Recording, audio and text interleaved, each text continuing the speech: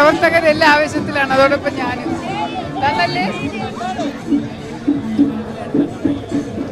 പ്രവർത്തകർക്കൊപ്പം തന്നെ സ്ഥാനാർത്ഥിയും വളരെയധികം ആവേശത്തിലാണ്. അപ്പോൾ ശ്രീലേഖ പറഞ്ഞിട്ടുണ്ട് മെയ് 4-ാം തീയതി റിസൾട്ട് അറിഞ്ഞ് വിജയിച്ചു വന്നാൽ വട്ടിയൂർക്കാവിലൂടെ ആനപ്പുറത്തേറി വട്ടിയൂർക്കാവിലൂടെ സഞ്ചരിക്കുമെന്ന് പറഞ്ഞിട്ടുണ്ട്. ഏതായാലും റിസൾട്ട് വരുന്നത് വരെ നമുക്ക് കാത്തിരിക്കാം.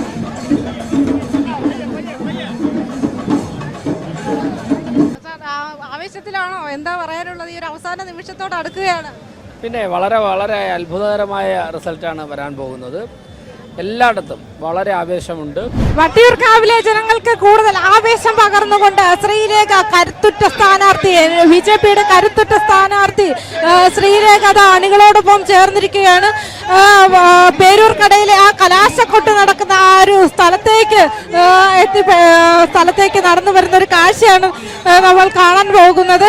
നമ്മുടെ മുന്നിലായിട്ട് ശ്രീലേഖയുടെ മുന്നിലായിട്ട് നമുക്ക് ആനയെ കാണാം, മറ്റ് നിരവധി കലാരൂപങ്ങൾ കാണാം.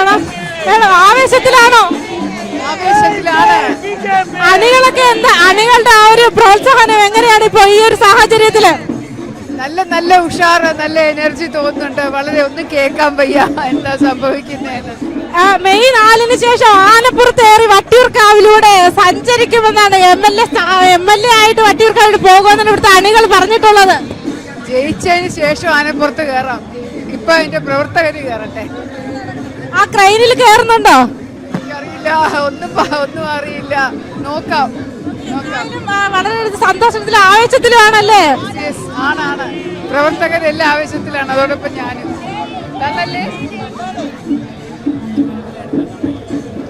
പ്രവർത്തകർക്കൊപ്പം തന്നെ സ്ഥാനാർത്ഥിയും വളരെയധികം ആവേശത്തിലാണ്. അപ്പോൾ ശ്രീലേഖ പറഞ്ഞിട്ടുണ്ട് മെയ് 4-ാം തീയതി റിസൾട്ട് അറിഞ്ഞ് വിജയിച്ചു വന്നാൽ വട്ടിയൂർക്കാവിലൂടെ ആനപ്പുറത്തേറി വട്ടിയൂർക്കാവിലൂടെ സഞ്ചരിക്കുമെന്ന് പറഞ്ഞിട്ടുണ്ട്.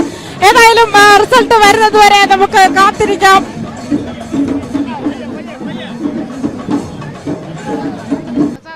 ആവേശത്തിലാണോ? എന്താ പറയാനുള്ളത്? ഈ ഒരു അവസാന നിമിഷത്തോട് അടുക്കുകയാണ്.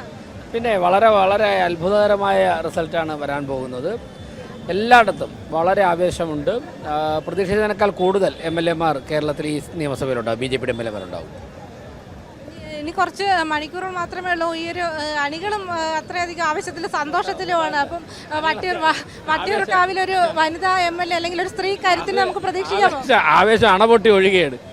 എല്ലാവരും ഇവരൊക്കെ തന്നെ കഴിഞ്ഞ 1-1.5 മാസമായി സജീവ പ്രവർത്തനത്തിലായിരുന്നു. അപ്പോൾ അതിൻ്റെ ഒരു സമാപനം എന്നുള്ള നിലയ്ക്കാണ് വിചാരിച്ചതിനേക്കാൾ ഭൂരിപക്ഷത്തിൽ വട്ടിയൂർക്കാവ് ഉൾപ്പെടെയുള്ള മണ്ഡലങ്ങൾ ജയിക്കുന്നത്. കോൺഗ്രസിന് ശക്തി പകരാനായിട്ട് കോൺഗ്രസിന്റെ സ്ഥാനാർത്ഥി മുരളീധരൻ എത്തിയിരിക്കുകയാണ്. അപ്പോൾ അദ്ദേഹത്തിന്റെ കൂടെ നിരവധി അണികളുണ്ട്. അപ്പോൾ ആ അണികളും അത്രയധികം ആവേശത്തോടു കൂടിയാണ് ഇവിടെ നിൽക്കുന്നത്. ഇനി ഇടതിന്റെയും ബിജെപിയുടെയും സ്ഥാനാർത്ഥികൾ കൂടി എത്തിച്ചേരാനുണ്ട്. കൊട്ടിക്കലാശത്തിൽ പല രീതിയിലുള്ള വ്യത്യസ്ത രീതിയിലുള്ള കാഴ്ചകളാണ് ഇവിടെ കാണാൻ കഴിയുന്നത്. ഭയങ്കര ആവേശമാണ്. പേരൂർക്കട ഒരു ഉത്സവ ഭൂമിയായി മാറിയിരിക്കുകയാണ്. ഇനി കുറച്ച് നിമിഷങ്ങൾ മാത്രമേ ഉള്ളൂ ഈ ഒരു പ്രചാരണം അവസാനിക്കാൻ. നാളെ നിശബ്ദ പ്രചരണമാണ്. മെയ് 4-ാം തീയതി ഇനി റിസൾട്ട് വരുന്നത് വരെയുള്ള ഒരു കാത്തിരിപ്പിലാണ്.